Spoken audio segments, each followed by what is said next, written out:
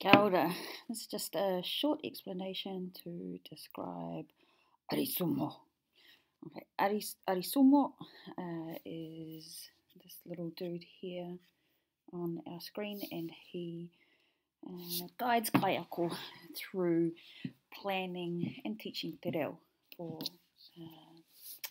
for akonga in order for them to achieve the best possible success. Okay, so there's sort of two parts to it, the A and the R, and isumo. The A and the R are the big picture planning thinking. So A plus, angitu, ko te reo kia tika, kia rere, kia Māori, what are your big goals?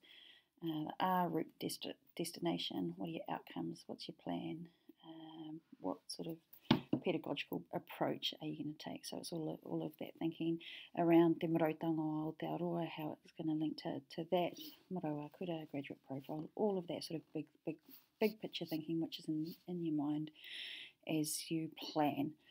The ISUMO is how you're going to do it.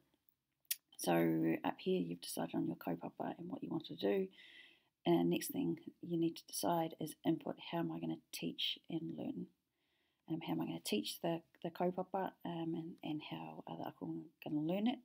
Next thing you need to decide is sticky. How am I going to teach and learn it in order for them to remember it so that it sticks in their mind so it's more memorable?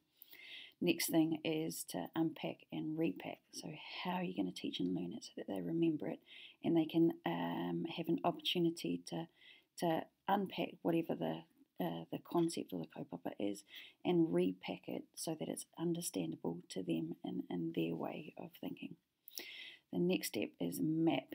How are you going to integrate it into the language that they already know?